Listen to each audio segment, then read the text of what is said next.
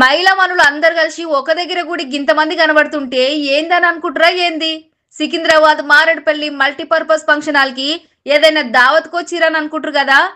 గట్లేంలే. అసలు సంగతి ఏందంటే సికింద్రాబాద్ కంటోన్మెంట్ మెప్మా మహిళా సంఘాలు 1751 ఉన్నాయట. ఇక గండ్ల 24 గ్రూపోలు మాత్రం యాక్టివ్ గుర్రట. మిగతా గ్రూపోలకు కూడా పైకం వచ్చే అవకాశాలు ఉన్నాయని మెప్మా సంఘం ప్రకాష్ సార్ కూడా చెప్పిండు. ఇక మహిళా గ్రూపులు అందరు కలిసి గవర్నమెంట్ లా వడ్డీ లేని పైకం తీసుకొని లబ్ధి పొందినోళ్ళు వీళ్ళంతా. ఇక గిట్లనే టైం టు టైం కట్టినందుకు మళ్ళా ఇప్పుడు 24 గ్రూపులకు అక్షరాల 2,36,00,000 ఇక చెక్కు రూపంలో పైకం వచ్చినాయి. ఇక నోరు మంచిగుంటే ఊరు మంచిగుంటది అన్నట్టు గవర్నమెంట్ ఇచ్చిన పైకం టైం టు టైం కట్టిండ్రు. ఈ పైకం చెక్కులు పంచనీకి చీఫ్ గెస్ట్ గా Secunderabad cantonment joint CEO MLA sir అయితే వచ్చిర్రు. ఎమ్మెల్యే సార్ తోటి బ్యాంక్ సార్లు, కంటోన్మెంట్ కాంగ్రెస్ లీడర్లు అందరు హాజరేసుకుండ్రు.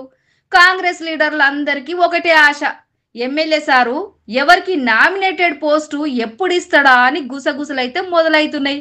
ఇక ఎమ్మెల్యే సార్ ఏం చెప్తారో చూద్దాం. నిన్న ఇక్కడిని మనకు జిహెచ్ఎంసీలో శానిటరీ సిబ్బందికి హెల్త్ క్యాంపులు, డిసేబుల్డ్ వారికి వాళ్ళకి పరికరాలు ఇవ్వడం జరిగింది. క్రీడాకారుల మీద రన్ చేయడం జరిగింది. నేడు మహిళలందరికీ సెల్ఫ్ హెల్ప్ గ్రూప్స్ తరఫు నుంచి 2,36,00,000 రూపాయలు వాళ్ళకి రుణాలు ఇవ్వడం జరిగింది.